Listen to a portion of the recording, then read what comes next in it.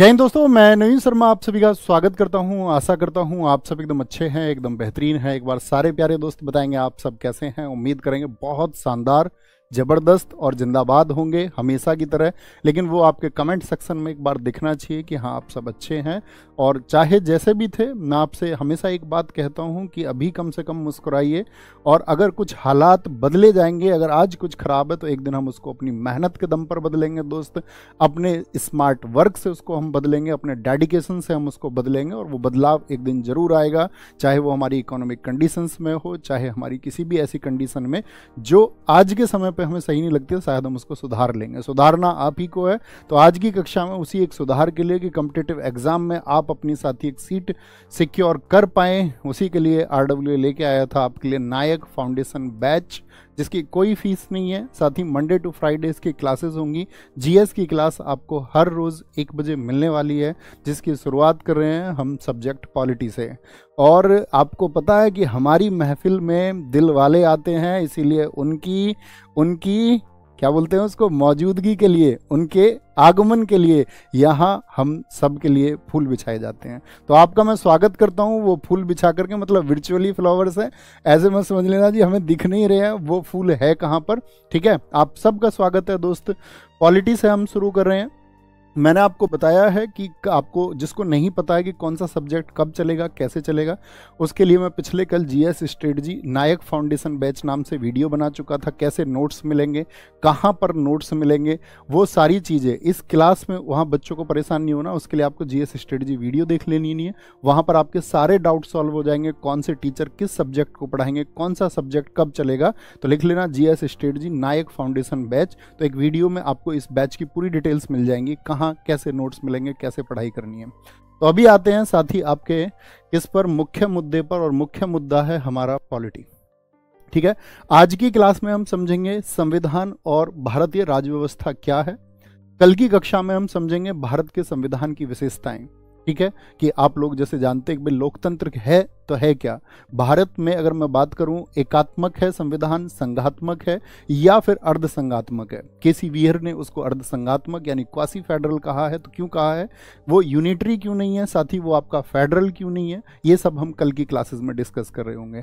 आज हम समझेंगे, बहुत सारी चीज़ें आप सब लोगों को क्लियर होंगी। सिर्फ ज़रूरत होगी आपका कि कमेंट सेक्शन को आप अपना ऑफ कर दें, मोबाइल या लैपटॉप को खुद से दूर रख लें और कॉपी और पेन लेके बैठ जाइए। क्योंकि कहते हैं अगर एक छात्र जिज्ञासु है, उसमें अगर जानने की इच्छा है तो वो सब कुछ जान लेता है।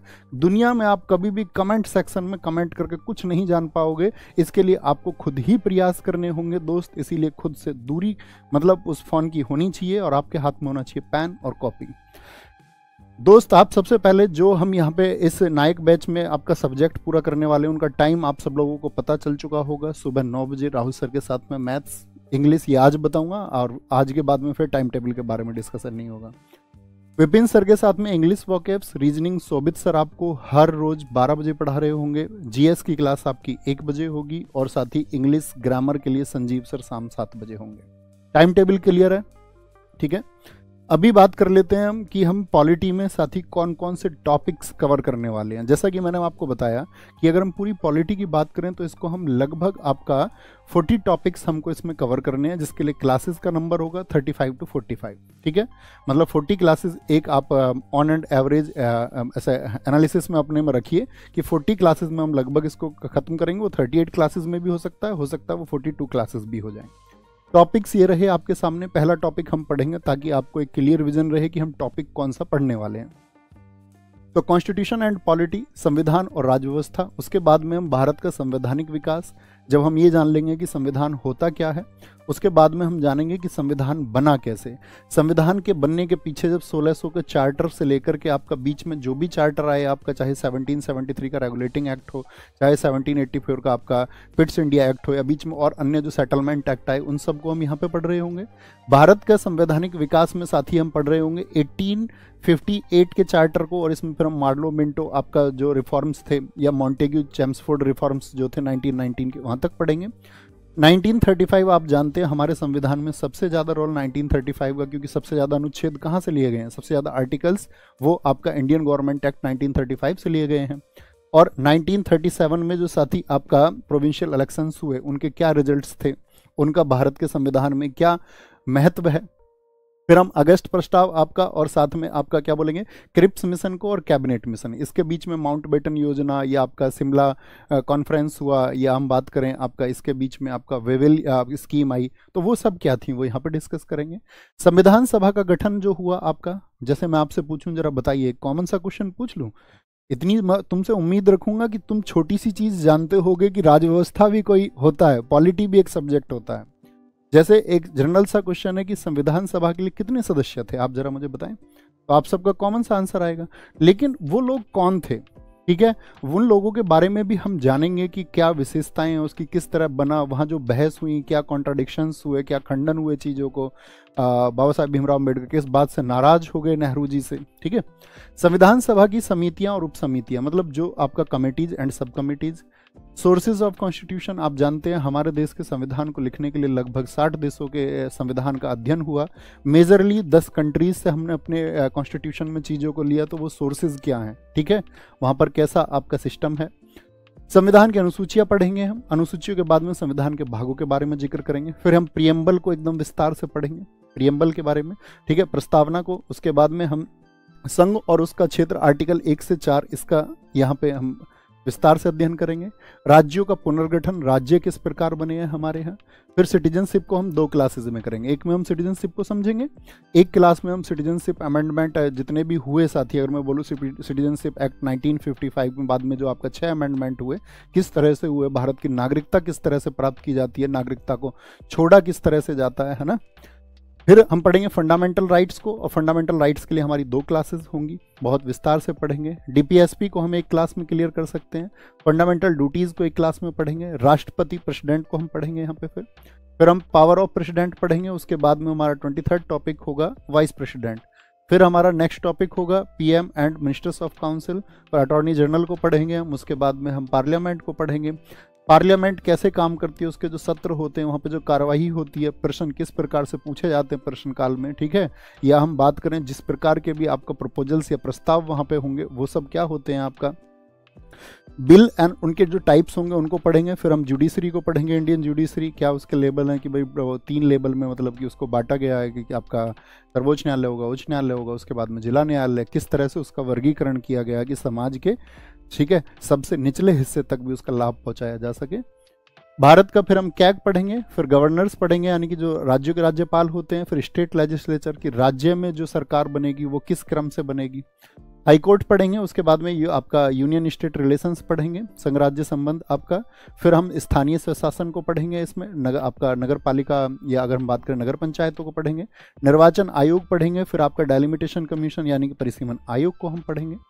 संघ लोक सेवा आयोग और आपका जितने भी हमारे पब्लिक सर्विस कमीशंस होते हैं उनको पढ़ के फिर हम ऑफिशियल लैंग्वेज से और जितने भी इंपॉर्टेंट कॉन्स्टिट्यूशनल अमेंडमेंट हुए हैं, जितने भी संविधान संशोधन हुए हैं, थम्स अप करके मुझे ये बताइए सिलेबस क्लियर है कि क्या चीज़ें हम पढ़ने वाले हैं। आप देखेंगे बीच में आपका कुछ छुटकी चीज़ें होंगी जो इन्हीं में शामिल हो जाएंगी, जिसका नाम आपको टॉपिक में नहीं मिलेगा लेकिन उसको हम कवर कर लेंगे। बात क्लियर है? अभी बढ़ें अपने सब्जेक्ट की तरफ। तैयार रहेंगे सीखने के लिए जो कुछ सिखाया जाएगा। पहली बात तो ये बता दीजिए कि आप किसी जल्दबाजी में तो नहीं है कि एक ही दिन में सब कुछ सीख लेना है। इस बात को याद रखना दोस्त कि जब आपका जन्म हुआ तब आप इस दुनिया से अनजान थे, आपने धीरे धीरे चीज़ों को जाना है। तो आपको वो जो संयम है, जो धैर्य है, अगर मैं बात करूं वो पेशेंस आपको बनाए रखना होगा कि हम एक क्रमिक तरीके से चीज़ों को सीखेंगे, एक ऑर्डर में चीज़ों को सीखेंगे। हाँ, जब वो सब्जेक्ट खत्म होगा तो उस सब्जेक्ट के खत्म होने के बाद में कॉम्पिटिटिव एग्जाम में बनने वाले क्वेश्चंस या उस विषय को लेकर के जो हमारी समझ है वो विकसित हुई है या नहीं हुई है, ये मेरी जिम्मेदारी है कि आप परीक्षा में बनने वाले प्रश्न और साथ में उस विषय की समझ को आप विकसित कर पाएंगे। उसके लिए ज़रूरत होगी कि आपका बहुत ध्यान से चीज़ों को सुनना। जैसे कि मैं बात करूं, अभी आप बहुत सारे लोग लाइव जुड़े हुए हैं, तो दरअसल में ऐसा भी होगा आपसे बाद में भी बच्चे जुड़ेंगे, ठीक है। और बच्चे जुड़ते रहते हैं हमेशा जब ऑनलाइन डिजिटल प्लेटफॉर्म पे क्लासेस होती हैं, तो वो संभव है। लेकिन बाद के बच्चों का एक नुकसान होता है कि वो सोचते हैं कि मैं चीज़ों को जल्दी से कवर कर लूँ, वो 2x लगा लेते हैं। 2x में क्या होता है, बहुत सारी चीज़ों को वो मिस कर जाते हैं, ठीक है। फिर वो अपने काम की चीज़ें बस ढूंढना चाहते हैं जिसमें भी वो बहुत सारी चीज़ें मिस कर जाते हैं। ये लाइव क्लासेस का फ़ायदा ये मैं आपको बताना चाह रहा था। बाकी आपकी अपनी सहूलियत होती है। अभी एक बार लिख दीजिए भैया, लेट्स स्टार्ट। अभी शुरू करते हैं बड़े धीरे से, बिना किसी भागदौड़ के, एकदम से संयम के साथ में चीजों को समझेंगे। बस उम्मीद आपसे ये करूंगा कि आप चीजों को समझ जाएं। ओके, तो शुरू करेंगे दोस्त आपका। सबसे पहले हम शुरू करते हैं आपका संविधान से। जैसे मैं आपसे पूछूं, और पहली मेरी रिक्वेस्ट आप सब लोगों से, आपके हाथ पैर जोड़कर जैसे भी आप माने, कमेंट सेक्शन को ऑफ कर दीजिए और अब कॉपी पेन ले लीजिए। हम आप लोग जानते हैं कि आज जानने वाले हैं संविधान और राज्य व्यवस्था क्या है। तो ये विषय जब हमारा संविधान है, तो मैं आपसे पूछना चाहूं कि संविधान क्या है। तो हम सबके सामने एक शब्द है संविधान या कॉन्स्टिट्यूशन। इसको अगर मैं बात करता हूं तो आप कहेंगे संविधान भैया दो शब्दों से मिलकर बना है। इसका संधि विच्छेद यदि किया जाए तो आप कहेंगे समधन विधान। सम का अर्थ है यहां पर समान, समान अर्थात आपका इक्वल, और विधान का अर्थ होता है कानून या कोई भी ऐसा कोड जो कुछ नियमों से बना हो, यानी कि एक लॉ। संविधान का मतलब है किसी भी राष्ट्र में वहां के रहने वाले जो नागरिक हैं उन सब के लिए समान कानून हो। जैसे मैं आपसे एक क्वेश्चन पूछता हूं, हमारे देश में इंटरनेट का जो अधिकार है वो सभी के लिए है, यस और नो? इंटरनेट का अधिकार, आप कहेंगे भैया इसको हम पढ़ते हैं आपका भारत के, जब हम फंडामेंटल राइट्स मौलिक अधिकारों को पढ़ते हैं तो हम देखते हैं कि इंटरनेट का अधिकार जो है वो सभी के लिए है। लेकिन मैं आपसे पूछूं कि आपने देखा होगा कहीं पे यदि दंगे फैल जाते हैं या कोई ऐसी अराजक स्थिति बन गई तो वहां पर उस इंटरनेट को बंद भी कर दिया जाता है या नहीं? आप कहेंगे जी भैया इंटरनेट बंद भी हो जाता है। यानी व्यक्ति के लिए जो इंटरनेट के लिए समान कानून बनाया गया था, जो इक्वल लॉ बनाए थे संविधान ने, उनको भी छीना जा सकता है किन्हीं विशेष परिस्थितियों में। यानी जो समान कानून आपके लिए बनाया गया है, अब जब इंटरनेट का अधिकार आपको मिला, तो किसी देश में मान के चलिए 3 व्यक्ति रहते थे ए बी सी, इन तीनों को इंटरनेट का अधिकार मिला होगा, यस। लेकिन जब अधिकार छीने जाएंगे तो क्या सिर्फ ए के अधिकार छीने जाएंगे या बी और सी के भी अधिकार छीने जाएंगे? तो आप कहेंगे जी भैया बी और सी के अधिकार भी उनसे छीन लिए जाएंगे। यानी यही तो हुआ आपका समान कानून। ऐसा नहीं होगा कि ए और बी का इंटरनेट को सर्फिंग करने का जो अधिकार था, इंटरनेट चलाने का जो उसका अधिकार था, ए एंड बी से तो छीन लिया और सी को बने रहने दिया। बात क्लियर है? यानी कोई भी कानून होगा वो समान होगा, सभी के लिए होगा, हर एक धर्म के लिए होगा, हर एक वर्ग के लिए होगा, हर एक जाति के लिए होगा, हर एक उपजाति के लिए होगा। मतलब उस नेशन के हर एक व्यक्ति के लिए वो इक्वल होगा। छोटी सी बात है, बात अब इतनी सी नहीं है। अभी आपसे क्वेश्चन पूछने हैं मुझे बहुत सारे। तो भैया समान कानून की बात तो समझ में आती है, इक्वल लॉ की बात तो समझ में आती है, तो इसकी परिभाषा हम क्या लिखेंगे? यानी अगर मैं बात करूं, what will be the definition of constitution, एक परिभाषा आप मुझे बताएं। लिखेंगे संविधान की परिभाषा, definition of constitution.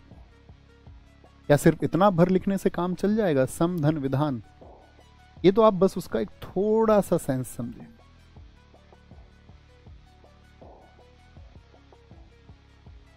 Definition of constitution. देखिए दोस्त, नियमों,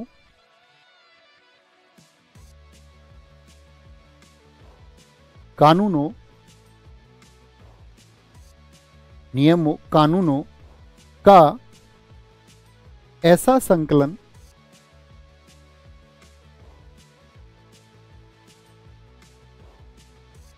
जो एक देश का, एक देश क्या, किसी देश लिखें तो ज्यादा अच्छा रहेगा, जो किसी देश का शासन चलाने के लिए आवश्यक हो।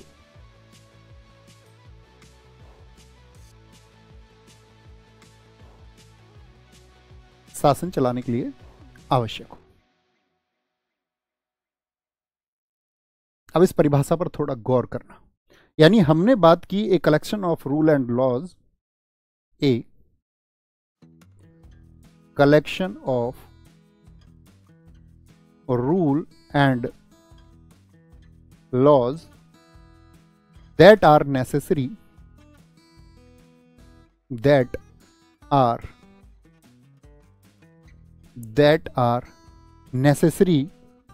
for the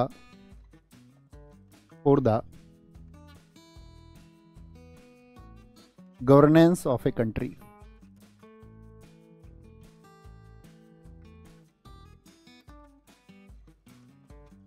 यानी संविधान जो हमारा कॉन्स्टिट्यूशन है वो कुछ नियमों, कुछ कानूनों का ऐसा संकलन, संकलन का मतलब एक ऐसा समूह होगा जो किसी देश का शासन, ये महत्वपूर्ण टर्म है, इसको समझेंगे एक बार, शासन चलाने के लिए आवश्यक हो। अब मैं आपसे जरा पूछना चाहूं कि शासन से क्या मतलब होता है, गवर्नेंस का क्या मीनिंग होता है। तो आपका सीधा सा अगर एक उत्तर आए जो भी आप समझ पाए, तो आप बोलेंगे जी जैसे हम एक राजा का उदाहरण ले लें। प्राचीन समय में राजा होते थे, उनके अपने विधान होते थे, मतलब उनके अपने लॉ होते थे, और जो विधान उन्होंने बनाया है वो उनकी संपूर्ण जनता के लिए होता था।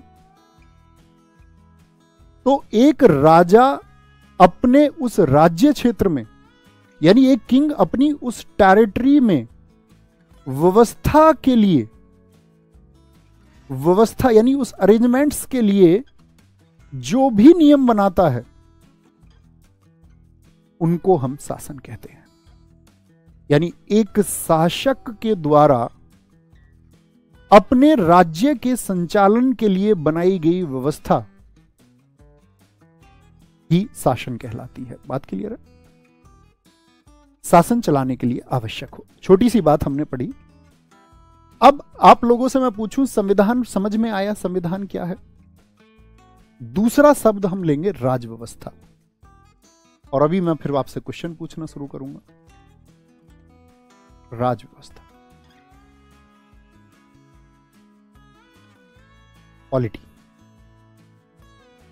अब आप जानते हैं संविधान का रूप कैसा होता है, मुझे बताइए। हमारे देश में संविधान है कि नहीं ये तो पता होगा ना आपको। आप कहेंगे जी भैया इतनी थोड़ी भर जानकारी हमको है। संविधान जो है हमारे देश में है, लेकिन संविधान जो है वो किस रूप में है? तो आप कहेंगे भैया वो पुस्तक के रूप में है, एक बुक फॉर्म में है। अब जब अगर मैं बात करूं यह पुस्तक के रूप में है, तो ये क्या खुद अप्लाई हो सकता है? क्या कोई पुस्तक अपने नियमों को खुद अप्लाई कर सकती है? जैसे हम बात करें, संविधान का आर्टिकल 17 कहता है अस्पृश्यता का अंत होगा। यानी अस्पृश्यता को यदि कोई भी किसी भी मामले में लागू करेगा तो वह उसके लिए दंडनीय होगा, पनिशेबल होगा। Article 17 abolition of untouchability. तो क्या यह स्वयं लागू हो जाएगा? आप कहेंगे नहीं भैया स्वयं तो लागू नहीं हो सकता। तो संविधान को लागू करने के लिए भी एक निकाय यानी एक सिस्टम चाहिए, और उसी सिस्टम को हम राज्य व्यवस्था कहते हैं, उसी को हम पॉलिटी कहते हैं। तो परिभाषा क्या निकलेगी यहां से? परिभाषा लिखेंगे संविधान को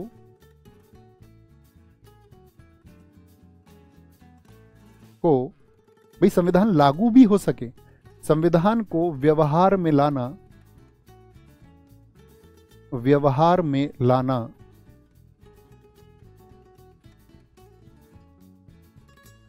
सिर्फ इतना लिख लीजिए, संविधान को व्यवहार में लाना वही क्या है? वही राज व्यवस्था है।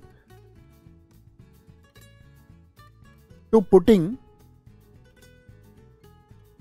द कॉन्स्टिट्यूशन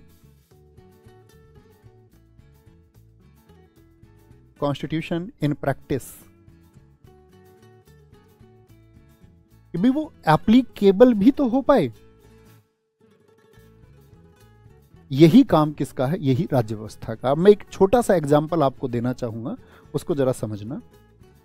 जैसे मैंने अभी एक नाम लिया था आर्टिकल 17, क्या बताता है जरा बताएं? छोटा सा एक एग्जाम्पल है। आर्टिकल 17 क्या बताता है जी? अस्पृश्यता का अंत।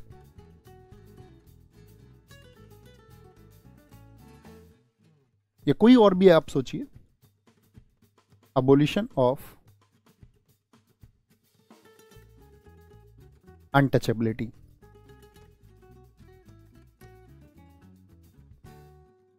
यानी अस्पृश्यता का अंत होगा। यह बात कहां पे की गई है? संविधान में कि राज्य व्यवस्था में? अब आप बहुत अच्छे से दोनों का अंतर समझ पाएंगे। आर्टिकल 17 में जो लिखा हुआ है, तो यानी कि संविधान में लिखा हुआ है। संविधान में मतलब कि कुछ नियम है, मैंने अभी बताया, नियमों या कानूनों का ऐसा एक संकलन है। वहीं पे मैं बात करता हूं कि अस्पृश्यता शब्द को आप समझते हैं या नहीं समझते हैं? भैया अनटचेबिलिटी क्या होता है? आप जानते हैं कि हमारे देश में अगर आप देखते हैं कि जो हमारा ऋग्वेद है, ऋग्वेद का जो 10वां मंडल है, उसमें पुरुष सूक्त है एक। पुरुष सूक्त में बताया गया है कि जो समाज का वर्गीकरण है, मतलब सोसाइटी को जो कैटेगराइज किया जाएगा on the basis of work किया जाएगा। किसके आधार पर किया जाएगा? कर्म के आधार पर, not on the basis of birth. जन्म के आधार पर विभाजन नहीं किया जाएगा। इस बात से सभी सहमत है? तो जब ऋग्वेद के अनुसार व्यक्तियों का, या मैं बात करूं जो वर्णों का विभाजन है, वो 4 वर्ण होते हैं। आप जानते हैं कौन कौन से 4 वर्ण होते हैं? एक ब्राह्मण जो शिक्षा लेने या देने का काम करें, वैश्य जो लेन देन आदि का कार्य करें, ठीक है, क्षत्रिय जो रक्षा आदि का कार्य करें, और शूद्र जो अपना खुद का कार्य चुने। जन्म का कोई सिद्धांत नहीं था, लेकिन धीरे धीरे समाज में क्या हुआ? धीरे धीरे चीजें हो गई जन्म के आधार पर। यहां जो ये विभाजन था, ये किस आधार पर था? पुरुष सूक्त में ये विभाजन किस आधार पर था? तो आप कहेंगे पुरुष सूक्त में जो इनको कैटेगराइज किया गया था भैया, वो किया गया था on the basis of work, कर्म के आधार पर। कर्म के आधार पर। लेकिन धीरे धीरे समाज में क्या हुआ?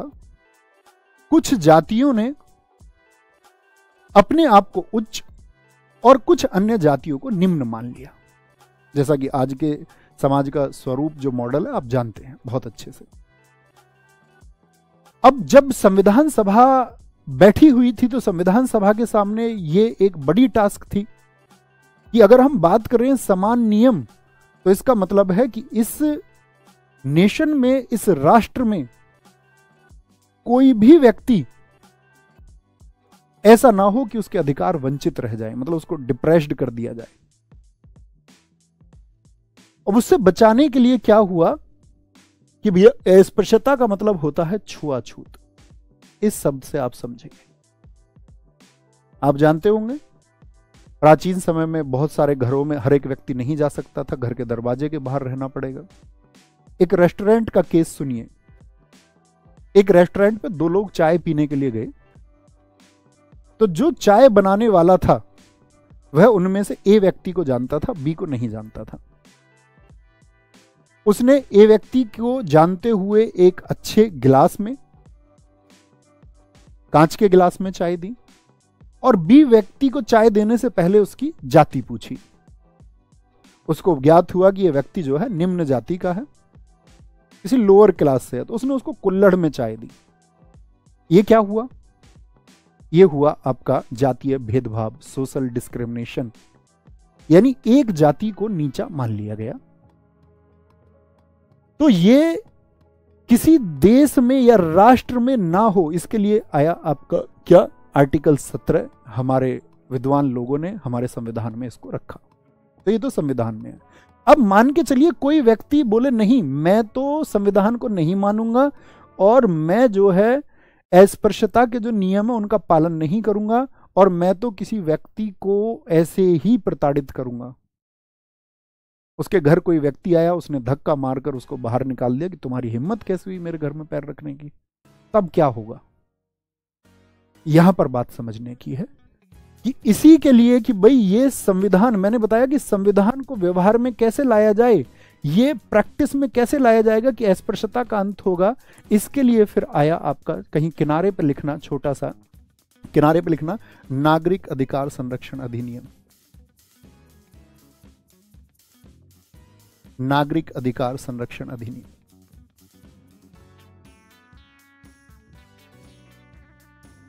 किस वर्ष का है यह मैं आपसे जानना चाहूंगा। क्या बोलेंगे इसको? बोलेंगे आप सिविल राइट्स प्रोटेक्शन एक्ट।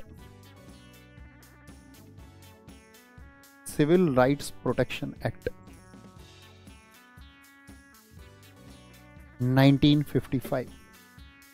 अब इसने ऐसी एक व्यवस्था कर दी कि यदि तुम इसका पालन नहीं करोगे, तो इसने कह दिया कि अस्पृश्यता का अंत अभी आप कर रहे हैं तो कम से कम 1 महीना, कम से कम 1 महीना और ज्यादा से ज्यादा 6 महीने का एक आपको लाइफ इम्प्रिजनमेंट, जैसे एक होता है ना, वो तो होता है जीवन के लिए, यहां पे प्रावधान दिया गया है आपका इम्प्रिजनमेंट, सजा का प्रावधान दिया गया कि आपको कम से कम 1 महीने और अधिकतम 6 महीने की सजा हो सकती है, या कम से कम 100 रुपए या अधिकतम 500 रुपए का जुर्माना हो सकता है। अब तो ये क्या, आप इसको क्या कहेंगे? ये क्या है? आप कहेंगे भैया एक दंड है, एक पनिशमेंट है। अब दंड कौन देगा? पनिशमेंट किसके द्वारा दिया जाएगा? तो आप कहेंगे भैया पनिशमेंट के लिए कौन होगा आपका, बताएं जरा। छोटी सी एक बात बताएं मुझे, इसको आप नोट कर सकते हैं। आप कहेंगे भैया पनिशमेंट के लिए जो हमेशा होगा वो कोर्ट होगा। छोटी सी बात, इस बात में कोई दिक्कत, कोई परेशानी? दोनों बातों से समझ गए। अब मैं आपसे कहूं कि इस आर्टिकल 17 को आप किस में रखना चाहेंगे, तो आप कहेंगे भैया ये तो हो गया हमारा कॉन्स्टिट्यूशन, यानी कि कुछ नियमों का संकलन है, ये कॉन्स्टिट्यूशन हो गया। मैं आपसे कहूं इसको आप किस में रखेंगे? क्या ये संविधान में है? आप कहेंगे भैया ये राज व्यवस्था हुई कि संविधान को व्यवहार में लाना है, संविधान को लागू करना है, और उसके लागू करने के लिए जो भी सिस्टम होगा वही पॉलिटी है, वही पॉलिटी है। जैसे अभी मैंने नाम लिया कि पनिशमेंट कौन देगा? कोर्ट। कोर्ट किसका हिस्सा हुआ? राज व्यवस्था का हिस्सा हुआ। ये जब एक्ट बना तो ये एक्ट कहां पर बना होगा? कोई भी एक्ट आप जानते हैं कैसे बनेगा? अभी हम धीरे धीरे इसके बारे में बात करेंगे। जनरली अभी थोड़ी समझ रखिए भैया, संसद में, तो संसद भी क्या हुई? वो राज व्यवस्था का एक हिस्सा हुई। बड़ी छोटी सी बात है, आगे समझते हैं एक और उदाहरण से। एक एग्जांपल लेते हैं, जैसे आर्टिकल 21। आर्टिकल 21 में क्या है जरा बताएं मुझे। आर्टिकल 21 के माध्यम से समझते हैं। आर्टिकल 21 में साथी मतलब जो आप चाहते हो वो सारे अधिकार है। ये समझिए, आपको किसी से लव मैरिज करनी है, अब आपसे घर में, आपने घर में बात की तो घर में सब लोग क्या बोलेंगे? हमारे यहां तो इस तरह का कल्चर नहीं है, यहां तो ऐसा नहीं होता है, लेकिन आपको वो प्रेम विवाह करना है, तो वो प्रेम विवाह आप कर सकते हैं या नहीं कर सकते? आप बोलेंगे बिल्कुल कर सकते हैं, उसके लिए कोर्ट है हमारे पास में, पुलिस प्रोटेक्शन भी है उल्टा। प्रेम विवाह, या मैं बात करूं आपसे, आप सांस लेते हैं, ये भी एक अधिकार कहां पर है? सांस लेने का अधिकार। सांस लेने का अधिकार। पलक झपकाते हो आप या नहीं? जी भैया, आप चाहे ना झपकाएं, आपकी मर्जी है, अब कोई आपको रोक नहीं सकता, भाई तू पलक क्यों झपका रहा है, इस तरह से आपसे नहीं बोला जा सकता है। ठीक है, मतलब जो भी करने का आपका मन करे, आपको मोमोज खाने हैं, आपको मक्के की रोटी खानी है, किसी को शराब पीनी है, या किसी को आपका, अगर हम बात करें, किंजन वाटर मशीन का पानी पीना है, मतलब कि उसको क्या है, एक ऊंची पीएच वैल्यू का पानी पीना है, ठीक है, एल्कलाइन वाटर जिसको हम बोलते हैं, तो वो उसकी मर्जी है।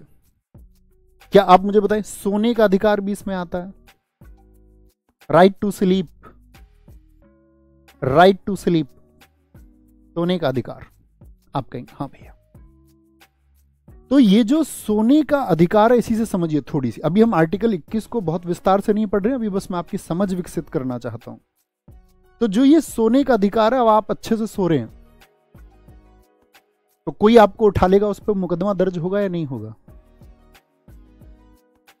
आप कहेंगे भैया ये तो निर्भर इस बात पे करेगा ना, मैं अपने घर सोया हुआ हूं, पिताजी ने मुझे आकर के 2 लात मारी और मुझे उठा दिया, मैं उनके ऊपर मुकदमा दर्ज कर दूं क्या? सुबह को सोने नहीं देते। कहने का मतलब है कि वो आपके घर का व्यवस्था हुई, वो आपके घर की पॉलिटी है, उसमें क्या रूल्स हैं क्या नहीं है वो आप जानते होंगे, आपको उनका पालन करना होगा। आम जनता के लिए अब आप ऐसा नहीं है कि सड़क पे आप लेट जाएंगे, सड़क पे लेट जाएंगे तो गाड़ियां आ रही हैं, फिर आपको यातायात नियमों के तहत उनके यातायात नियमों का उल्लंघन माना जाएगा। यानी नियमों का पालन करते हुए आप बोल रहे हैं मैं तो ऐसे बैंक के गेट पे सो जाता हूं, लोगों को व्यवधान होगा, तब वहां बैंकिंग एक्ट के तहत उनकी कार्रवाई में बाधा डालने के लिए, उनके ऑपरेशंस में ऑब्स्टेकल्स पैदा करने के लिए, हिंड्रेंस पैदा करने के लिए, ऐसा एक अच्छा सा तुम्हें वाक्य बताता हूं। बाबा रामदेव रामलीला के मैदान में उनके ऊपर लाठियां बरसाई गई कांग्रेस गवर्नमेंट में, यस और नो? 4 जून 2011। भीड़ रात को सोई हुई थी और आधी रात जाकर के दिल्ली पुलिस ने कार्रवाई कर दी। 4 जून 2011। भीड़ क्या थी यहां पे? मतलब महंगाई, भ्रष्टाचार और कांग्रेस के खिलाफ एक आंदोलन चल रहा था, बाबा रामदेव की अगुवाई में था, वो उसके लीडर थे। रामलीला मैदान दिल्ली, रामलीला ग्राउंड दिल्ली। तो यहां पे जो भीड़ सोई हुई थी तो पुलिस ने कार्रवाई की, तो वो लोग आराम से लेटे हुए थे, किसी की व्यवस्था को कोई बाधा नहीं डाल रहे थे, सड़क पे सोए हुए नहीं थे, यातायात नियमों को वो बाधित नहीं कर रहे थे। पुलिस की जो ये कार्रवाई है, आप मुझे बताइए उचित है या अनुचित है? आप क्या बोलेंगे, पुलिस ने सही किया या गलत किया? तो पुलिस के सही और गलत की बात नहीं है, सुप्रीम कोर्ट ने डिसीजन दिया। सुप्रीम कोर्ट ने कहा कि सोने का अधिकार व्यक्ति का अधिकार है और आपने उसकी नींद में खलल डाल दी और इसके लिए लोगों को दोषी बनाया गया। तो ये जो व्यवस्था है ये तो पॉलिटी में दे दी, लेकिन इसके बाद में जो इसका पालन नहीं कर रहा था, उन संस्थाओं, इंस्टीट्यूशंस या कोई पर्सनल कोई व्यक्ति है, उसको दंडनीय बनाया जाएगा। बात समझ में आई? यानी संविधान हमको बता रहा है कि कुछ नियम और कानूनों का संकलन होगा। पॉलिटी, राजव्यवस्था बताती है कि संविधान को कैसे प्रैक्टिस में लाया जाएगा, संविधान को कैसे व्यवहार में लाया जाएगा। छोटी सी बात है, बात क्लियर है? यहां तक की बात में किसी को कोई परेशानी? आप कहेंगे नहीं भैया। अब मैंने आपसे कहा कि भैया ये जो नागरिक अधिकार संरक्षण अधिनियम या यहां पर जो सुप्रीम कोर्ट ने निर्णय दिया, जो दंड दिया, तो यहां पर एक छोटी सी बात हमको समझनी होगी। राज व्यवस्था को चलाने के लिए, छोटी सी पॉइंट लिखना,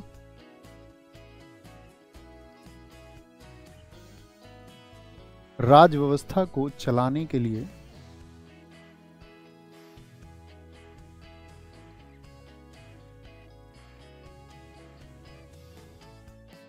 छोटे छोटे से अंग बता रहा हूं मैं आपको। जैसे अभी हमारा किस किस का नाम आया, कोई भी एक्ट बना तो उसमें किसकी जरूरत पड़ी? संसद की जरूरत पड़ी या नहीं पड़ी? आप कहेंगे जी भैया संसद ही लॉ मेकिंग करती है, आगे समझेंगे, बस अभी छोटी सी बात। दूसरा नाम हमने क्या लिया था? एक हमने नाम लिया था दंड का। दंड कौन देता है? आपका न्यायालय, कोर्ट, जुडिशरी। कोई भी जो विधि बनाएगी, जो आपका संसद बनाएगी, उसको अप्लाई कौन करेगा? न्यायालय करेगा। और राजव्यवस्था को चलाने के लिए अगर हम बात करते तो तीसरी चीज सबसे महत्वपूर्ण आ जाती है, गैर संवैधानिक संस्थाएं, एक्स्ट्रा कॉन्स्टिट्यूशनल बॉडीज।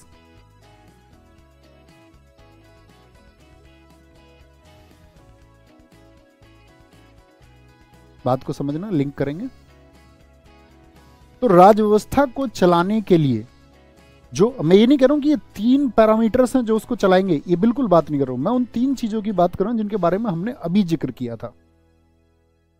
संसद होगी, संसद क्या करेगी बताइए जरा मुझे? लॉ मेकिंग का काम करती है, कानून निर्माण का, कानून निर्माण का कार्य करेगी। पार्लियामेंट, कोर्ट जो संसद ने, या मैं बात करूं आपका जिसको भी लेजिस्लेचर या विधायिका बनाएगी उसको अप्लाई करने का, कि वो न्यायपूर्ण हो सके, ये जुडिशरी का काम हो जाता है। अभी ना हम ये बात कर रहे हैं कि राष्ट्र के शासन के लिए कौन कौन से अंग है, अभी ऐसी कोई बात हम नहीं कर रहे हैं। गैर संवैधानिक संस्थाएं ये क्या होती हैं, यहां ये थोड़ा हमको समझना पड़ेगा। एक्स्ट्रा कॉन्स्टिट्यूशनल बॉडीज,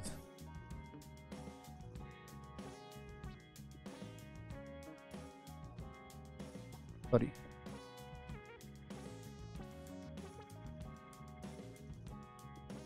बॉडीज, इससे क्या मतलब है? अगर मैं बात करूं हमारे देश में जो इंस्टीट्यूशंस है, कुछ भी जो आप सोच पाए, चाहे नीति आयोग आप सोच पाए, या महिला आयोग आप सोच पाए, मानवाधिकार आयोग आप सोच पाए, अनुसूचित जाति आयोग आप सोच पाए, या जनजाति आयोग, या आपका पिछड़ा वर्ग आयोग, या अगर मैं आपसे बात करूं वित्त आयोग, जो भी कोई कमीशन आप सोच पाए, हमारे देश में इंस्टीट्यूशंस को, या मैं पूछूं आपसे हमारे देश में संवैधानिक संस्थाओं को कितनी प्रकार से बांटा जा सकता है? मेरा छोटा सा क्वेश्चन है आपसे, जरा बताएं। जो हमारे देश में, याद रखना, जितने भी इंस्टीट्यूशंस हैं, जितनी भी संस्थाएं हैं,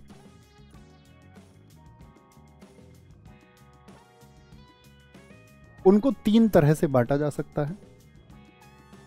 3 तरीके कौन कौन से, ध्यान से समझ। जिसमें से अगर मैं बात करता हूं, इसको अगले पेज पे हम समझते हैं और वापस फिर लौट के आएंगे, है ना। अगले पेज पे समझ लेते हैं एक बार, अच्छे से समझ में आएगा। जो संस्थाएं हैं हमारी, इंस्टीट्यूशंस हैं, उनको हम कितने तरीके से बांट सकते हैं? सबका आंसर आना चाहिए, तभी हम समझेंगे गैर संवैधानिक संस्था शब्द मैंने वहां पर क्यों प्रयोग किया। 3 लिख रहे हैं सारे बच्चे, अरे 3 तरह से हम उनको बांट सकते हैं। कौन से 3 तरीके हैं जरा बताएं। इसमें तो एक तो होती हैं दोस्त आपका संवैधानिक संस्थाएं,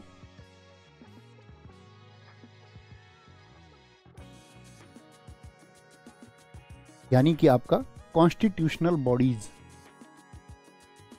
कौन सी बॉडीज होंगी? Constitutional bodies. और कॉन्स्टिट्यूशनल बॉडीज किनको कहते हैं?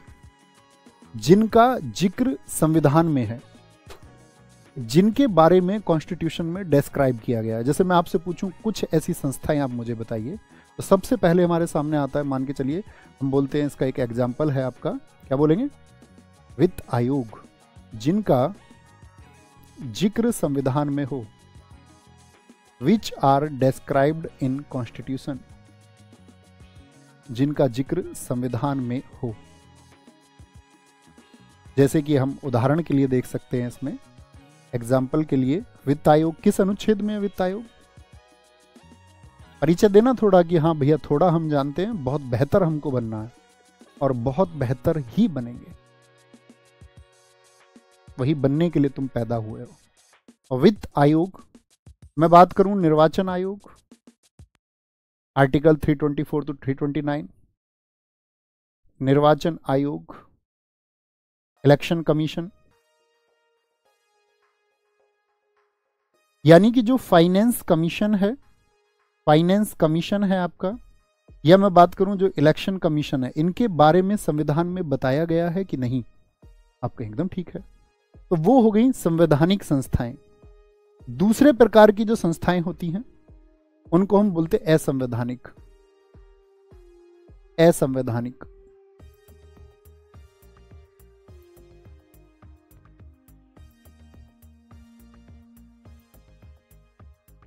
असंवैधानिक का मतलब क्या हो गया? Non constitutional bodies.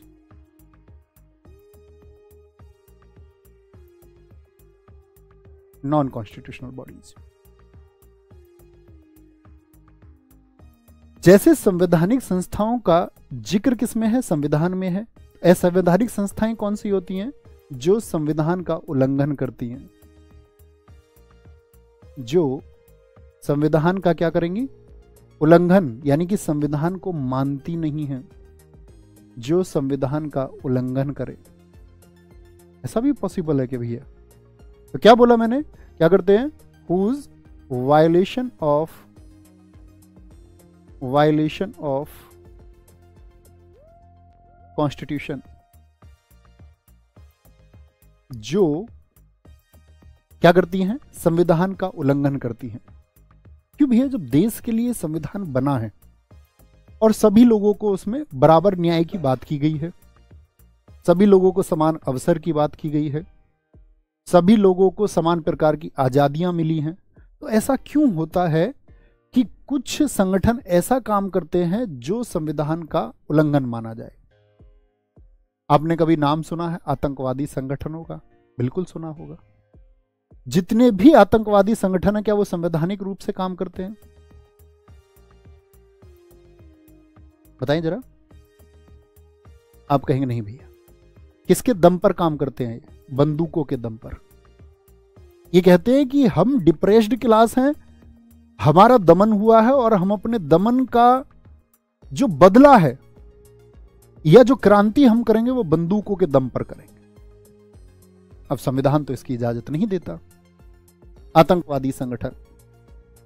दूसरा मैं बात करूं आपसे, समझ गए ना, टेररिस्ट ऑर्गेनाइजेशंस। दूसरा मैं आपसे बात करूं माओवादी संगठन। माओवादी संगठन,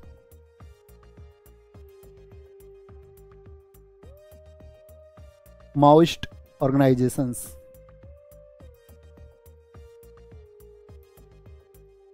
अभी माओवादी संगठन क्या होते हैं? जैसे आतंकवादी संगठन आप जानते हैं, जिनका उद्देश्य होता है कि आतंक को बढ़ावा देना। माओवादी संगठन क्या होते हैं? जो माओ की विचारधारा से प्रेरित है और ये चाइना में फला फूला है। इसके लिए आप एक देखना, माओवादी संगठन के लिए मैं आपको अगर बताऊं तो एक थे माओ जेदांग। उनका स्टेटमेंट सुनना आप। माओ जेदांग 1952 1960 के दौर में, और ये अगर आप 11th की एनसीईआरटी को पढ़ेंगे लोकतांत्रिक राजनीति पार्ट 1 पर, वहां इनका जिक्र आता है। माओ जेदांग। माओ जेदांग ने कहा, all political powers come from the barrel of a gun. All political powers came from the barrel of a gun, यानी सभी राजनीतिक शक्तियां बंदूक की नाल से पैदा होती हैं। इस बात का क्या मतलब रहा? ये स्टेटमेंट इन्होंने क्यों दिया? इन्होंने कहा कि भाई जो संविधान है ना, या जो कोई भी कोड है या लॉ है, वो सिर्फ कहने मात्र के लिए, किताबों में जो वर्णित है ना, समाज के हर वर्ग को न्याय नहीं मिल पाता है। अमीर के लिए न्याय आसान है और गरीब के लिए न्याय बड़ा कठिन है।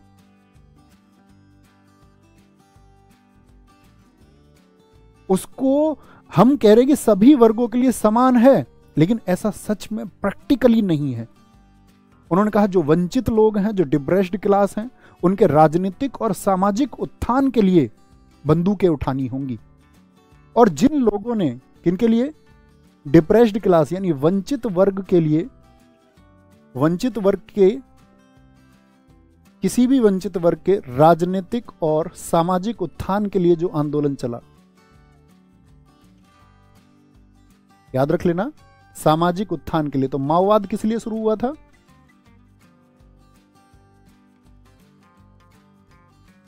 किस लिए शुरू हुआ था बताएंगे? जो डिप्रेस्ड क्लास है, जिसके अधिकार छीन लिए गए, उनको सोशली और पॉलिटिकली लिफ्ट ऑफ किया जा सके, लिफ्ट अप किया जा सके। To lift off the social and political benefits,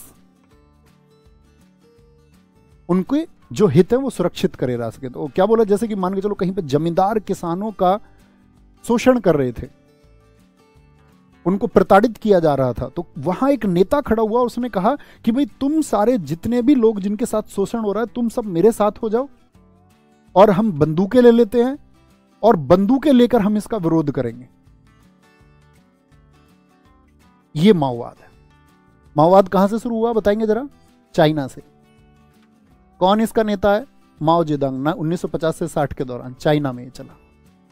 तो ये भी कैसा हुआ? ऐसा क्या हमारी सरकार, आप बताइए, हमारा संविधान क्या बंदूकें के दम पर या हथियारों के दम पर कोई ऐसा युद्ध छेड़ा जा रहा है जो राजनीतिक और सामाजिक परिवर्तन लेकर के आने की बात कर रहा है? तो क्या संविधान इसको साथी स्वीकृति देगा, एक्सेप्टेंस देगा? बताइए, यस और नो। समझते चलिए, बस थोड़ा हाँ या ना में उत्तर दोगे तो मैं समझता रहूंगा कि हाँ। ऐसा नहीं कि लिख के देना कमेंट सेक्शन में, जहां आप बैठे वहां बैठ के सोच के दे सकते हैं। आप कहेंगे भैया कभी नहीं देगा, तो कैसा हुआ? नॉन कॉन्स्टिट्यूशनल हुआ। तीसरा, नक्सलवादी संगठन, नक्सलवादी संगठन, नक्सलिस्ट मूवमेंट,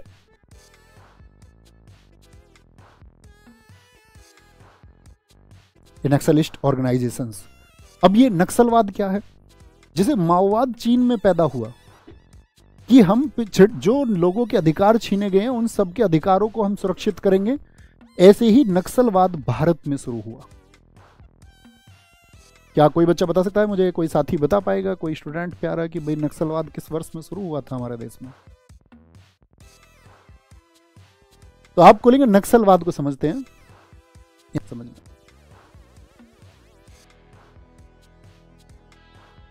नक्सलवाद है क्या दरअसल में? नक्सलवाद की अगर मैं बात करता हूं, ये 1967 में शुरू हुआ और वेस्ट बंगाल से शुरू हुआ, और वेस्ट बंगाल के डिस्ट्रिक्ट दार्जिलिंग से शुरू हुआ, और उसी दार्जिलिंग जिले में एक गांव पड़ता है नक्सलवाड़ी। दार्जिलिंग जिला, गांव का नाम है नक्सलवाड़ी, नक्सलवाड़ी गांव। यहां इनके नेता थे, इसके जो लीडर्स थे, जो नेता थे, उनका नाम है चारू मजूमदार।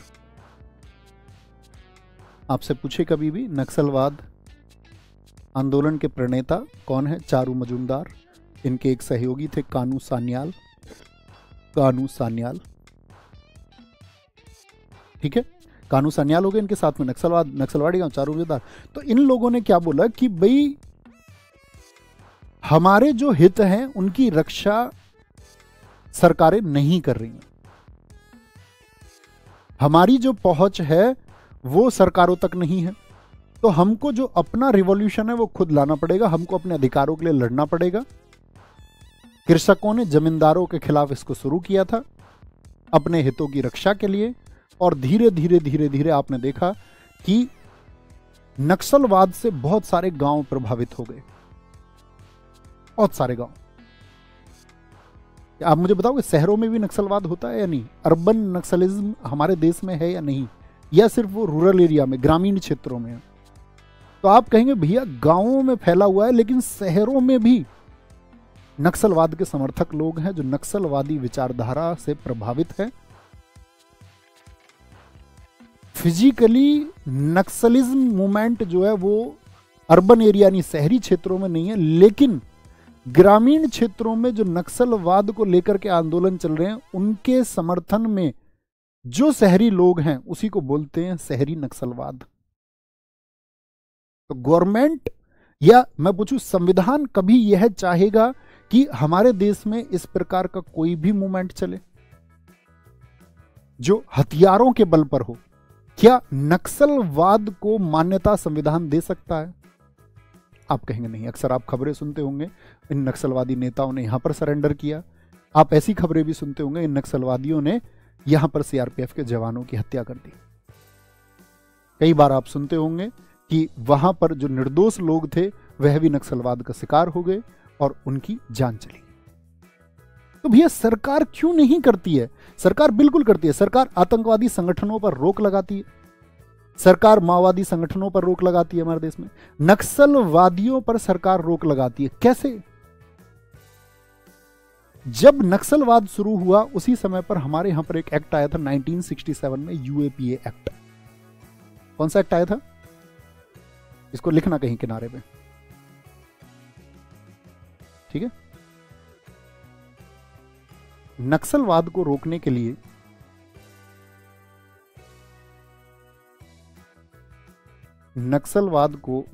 लिए बहुत परीक्षाओं में पूछा जाता है।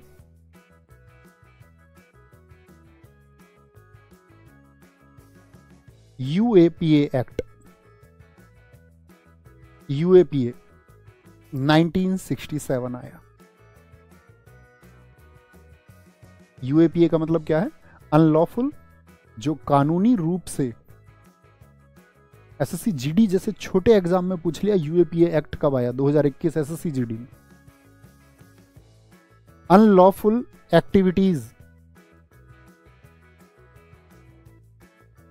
एक्टिविटीज प्रिवेंशन एक्ट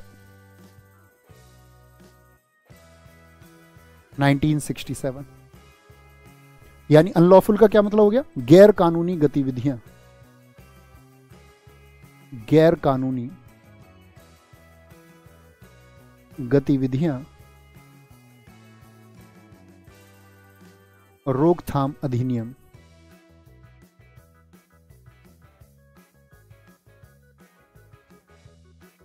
यूपीएसआई के लिए तुमको एक्ट पढ़ना ही पड़ता है पूरा। यूएपीए एक्ट आया। अब यूएपीए एक्ट जो आया 1967 में, इसकी धारा 3 ने क्या कहा? जो इसका धारा, देखो एक शब्द तो होता है सेक्शन, और जो पॉलिटी में पढ़ते हैं वो क्या है? अनुच्छेद। तो पॉलिटी को जो डिस्क्राइब करते हैं वो आर्टिकल्स हैं, और किसी एक्ट को जो डिस्क्राइब करते हैं वो आपका सेक्शंस होते हैं। किसी अधिनियम की व्याख्या करने वाले बिंदु धारा होते हैं, और संविधान की व्याख्या करने वाले बिंदु अनुच्छेद होते हैं। थम्स अप करें, बात क्लियर है? अनुच्छेद और धारा के बीच कभी कंफ्यूज तो नहीं होंगे? तो इसका जो सेक्शन 3 है उसने बोला कि भाई इस तरह की सभी गतिविधियों पर रोक लगती है, और 2019 में एक कॉन्फ्रेंस हुई, उसमें 17 संगठनों पर रोक लगा दी गई, जिसमें आपका नक्सलवादी हो गया आपका, और आपका बहुत सारे इस्लामिक संगठन थे। लिट्टे था, liberation tigers of Tamil Eelam, जो श्रीलंका में है। लिट्टे, ये सब हम आगे धीरे धीरे जिक्र करेंगे सबका, लिट्टे क्या था, क्यों हमारे प्रधानमंत्री राजीव गांधी की हत्या हुई, इन्हें प्रभाकरण कौन था। तो कहने का मतलब है 17 ऐसे संगठन 2019 में जब इसमें संशोधन हुआ तो उनको क्या कर दिया गया? बैन कर दिया गया कि भाई तुम अपनी एक्टिविटीज नहीं कर सकते। तो मुझे एक बार बताइए आप लोग, जब हम यहां पर बात कर रहे थे असंवैधानिक संस्थाएं कैसी होती हैं, ये समझ में आया? जो संविधान का क्या करती हैं? उल्लंघन। तो सरकार क्या करेगी? उन पर रोक लगाने के लिए अपनी तरह से कुछ एक्ट लेके आती है, उन एक्ट को फिर अप्लाई किया जाता है। बात क्लियर है? तीसरी तरह की संस्थाओं की बात करते हैं।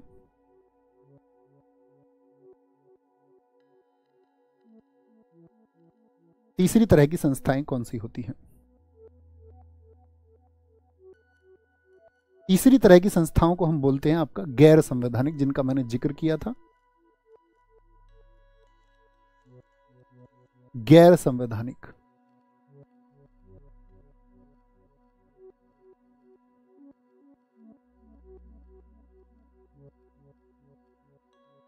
इनको हम बोलते हैं एक्स्ट्रा कॉन्स्टिट्यूशनल बॉडीज। अब इनको समझेंगे।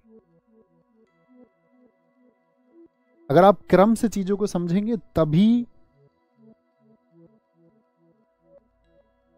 आप विशेष बन पाएंगे, इस बात को याद रख लेना। तो एक्स्ट्रा कॉन्स्टिट्यूशनल बॉडीज कौन सी होती हैं? याद रख लेना, ये क्या होंगी? संविधान में क्या इनका जिक्र होता है? नाम से ही आपको पता चल गया होगा कि गैर संवैधानिक संस्थाएं ऐसी होती हैं संविधान में जिनके बारे में डिस्कस नहीं किया जाता है, संविधान में इनका कोई जिक्र नहीं है, नॉट डिस्कस्ड इन कॉन्स्टिट्यूशन। ठीक है, संविधान में इनका जिक्र नहीं होता है। अच्छा, दूसरी इनकी सबसे बड़ी चीज क्या है कि संविधान को लागू करने में ये सहायक होती है। ये सबसे अच्छी डेफिनेशन बनेगी, संविधान को लागू करने में सहायक, यानी helps in apply the constitution. लिख सकते हैं छोटी सी बात। अब भैया संविधान को लागू करने में सहायक कैसे, ये थोड़ा बताया जाए। देखो, ये दो तरह से होती हैं। गैर संवैधानिक संस्थाओं का जो गठन होता है ना, इनको जो फॉर्म किया जाएगा, इनका जो एस्टैब्लिशमेंट होगा वो दो तरह से होगा। या तो हमारे जो प्रेसिडेंट है वो मिनिस्टर्स ऑफ काउंसिल की एडवाइस पर, प्रेसिडेंट मंत्रिमंडल की सलाह पर, राष्ट्रपति मिनिस्टर्स ऑफ काउंसिल की एडवाइस पर। गैर संवैधानिक संस्थाओं को कैसे करेंगे? President by the advice of council of ministers. क्या ऐसा कभी भारत में हुआ है भैया? हाँ, नीति आयोग बहुत चर्चित उदाहरण है इसका। बताइए नीति आयोग किस वर्ष में बना था? नीति commission, national institute for transforming India 2015। हमने प्लानिंग कमीशन योजना आयोग को जो 1950 में बना था उसको 2015 में डिसॉल्व कर दिया, नीति आयोग बन गया। तो नीति आयोग जो प्रेसिडेंट यानी मंत्रिमंडल की सलाह पर गठन किया जाएगा, उसको हम हमेशा बोलेंगे आपका कार्यकारी संस्था, एग्जीक्यूटिव बॉडी। तो नीति आयोग कैसी संस्था है? कार्यकारी संस्था है, एग्जीक्यूटिव बॉडी है। लिखें दोस्त इस बात को, ये कैसी संस्था है? कार्यकारी संस्था। कुछ दोस्त कह रहे हैं भैया व्हाइट उस पर पढ़ाया करो, हम लोग इसके एग्जीक्यूटिव, हम जो है इसके व्हाइट बैकग्राउंड पे पढ़ना। व्हाइट से बैकग्राउंड से दोस्त आपकी आंखें खराब हो जाएंगी। एक टीचर का ये ध्येय कभी नहीं होना चाहिए वो व्हाइट बैकग्राउंड पे बच्चों को पढ़ाए। ब्लैक बैकग्राउंड की पहल मेरी ही पहल है, और इसके लिए मैंने जहां तहां जितने लोगों से बोला जा सका इसके बारे में बात की, मैंने बात की। एक स्टूडेंट, आप फिजिक्स पढ़ते होंगे विवग्योर, और आप जानते हैं आंखों के लिए सुगराही रंग जो है वो या तो छात्र के लिए हरा हो सकता है, पढ़ने के लिए ब्लैक सबसे सही है। इसीलिए आपकी कक्षाओं में छोटे उसे ब्लैक बोर्ड होता था। व्हाइट बोर्ड तो लिखने में आसानी हो इसीलिए टीचर्स लेके आए, और नहीं तो आपके लिए क्या होता था? श्याम पट। इसको मैं व्हाइट में कन्वर्ट करा के आपको एप्लीकेशन में जब पीडीएफ मिलेगी तो व्हाइट में कन्वर्ट करा के ही भेजूंगा। हैंड रिटन भेजूंगा, हाथ से लिखवा करके भेजूंगा। जितना सुंदर मैं लिख रहा हूं उससे भी सुंदर तरीके से भेजूंगा, कोई दिक्कत तो नहीं। हमेशा ब्लैक पे पढ़ा करो, आंखें सुरक्षित रहेंगी। पता चले पढ़ते पढ़ते आंखें खराब कर ली तो फिर उस शिक्षा व्यवस्था क्या अर्थ? तो कैसे गठन होगा? मंत्रिमंडल की सलाह पर, और मंत्रिमंडल की सलाह पर जो बनेंगी संस्थाएं उनको क्या बोलेंगे आप? हमेशा एग्जीक्यूटिव यानी कि कार्यकारी संस्था बोलेंगे। अच्छा, एक गठन होगा, एक होगा जो संसद, संसद जिनके लिए कानून लेके आएगी, और संसद जिनके लिए कानून लेके आएगी उनको हम बोलेंगे सांविधिक संस्था, स्टैच्यूटरी बॉडीज। कैसी संस्थाएं होंगी? सांविधिक होंगी, स्टैच्यूटरी होंगी, स्टैच्यूटरी बॉडीज होंगी। थोड़ा सा अपने पेन को कष्ट देंगे अब। सांविधिक संस्थाएं, स्टैच्यूटरी बॉडीज कौन कौन सी होती हैं? यानी वे संस्थाएं हुई जिनका संविधान में जिक्र नहीं है लेकिन संविधान को लागू करने में सहायक हैं। कैसे भैया? जैसे मैं आपसे पूछूं ओबीसी आयोग, क्या उसका संविधान में कहीं जिक्र है? आप कहेंगे जी भैया, तो वो तो संवैधानिक हो गई। लेकिन मैं आपसे पूछूं राष्ट्रीय महिला आयोग के लिए कौन सा अनुच्छेद है? नेशनल कमीशन फॉर वुमेन्स के लिए कौन सा आर्टिकल है? तो आप कहेंगे नहीं भैया कोई भी आर्टिकल नहीं, यानी संविधान में जिक्र ही नहीं है। मैं आपसे पूछूं एनएचआरसी के लिए, नेशनल ह्यूमन राइट्स कमीशन के लिए, राष्ट्रीय मानवाधिकार आयोग के लिए कौन सा अनुच्छेद है? क्या कहेंगे आप मुझसे? बताएं फटाफट से। मैं आपसे पूछूं सूचना आयोग, जो आपका साथी इंफॉर्मेशन कमीशन है, सीआईसी बोलते हैं, केंद्रीय सूचना आयोग, सेंट्रल इंफॉर्मेशन कमीशन, केंद्रीय सूचना आयोग किस अनुच्छेद में है? तो आप कहेंगे नहीं भैया, यानी संविधान में जिक्र नहीं है लेकिन उनका गठन संसद के द्वारा किया जा सकता है। कुछ निकाय बनाए जा सकते हैं, उनमें एक अध्यक्ष होगा, अन्य सदस्य होंगे। हम सभी कमीशंस को पढ़ेंगे, सभी आयोग हम पढ़ेंगे बहुत विस्तार से।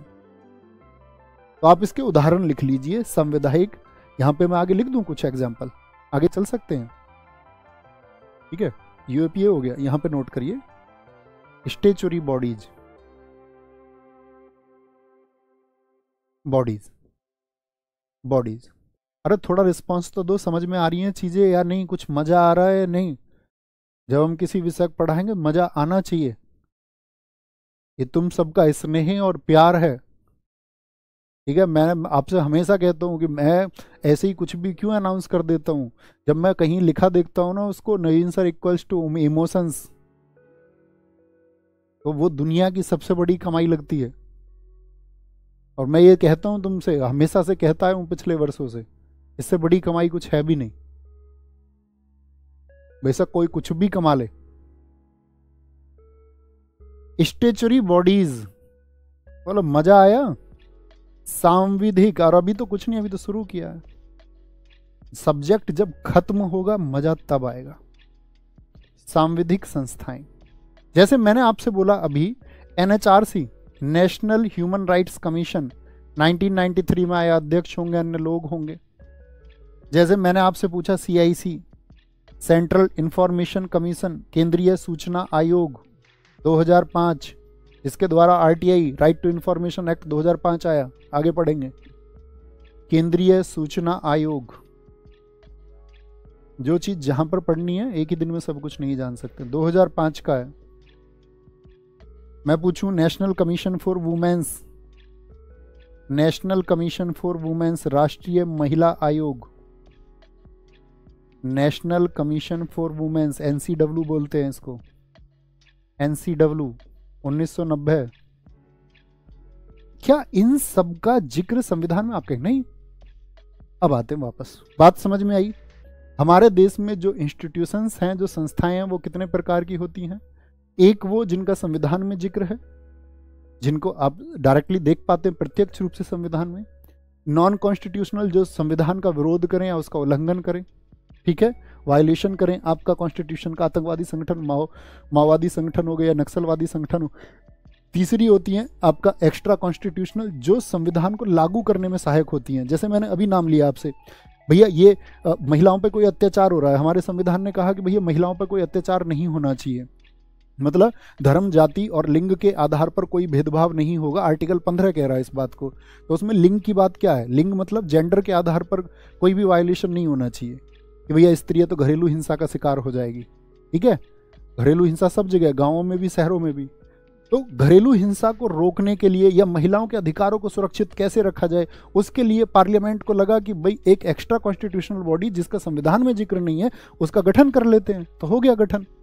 सूचना के लिए कुछ गठन करना था, मानव अधिकारों के लिए कुछ गठन करना था, मानव के अधिकारों के लिए, कि भैया मानव के अधिकार सुरक्षित किए जा सके, ह्यूमन राइट्स को क्या किया जा सके, अधिकारों को सेव किया जा सके। अभी मैं आगे बताऊंगा आपको, इसका एक बड़ा जिक्र आएगा। एनसीईआरटी 11th क्लास जो मैं आपको बता रहा था, लोकतांत्रिक राजनीति आप पढ़ेंगे वहां पर, तो वहां पे असम का एक केस आएगा, उस केस को मैं आपको समझाऊंगा।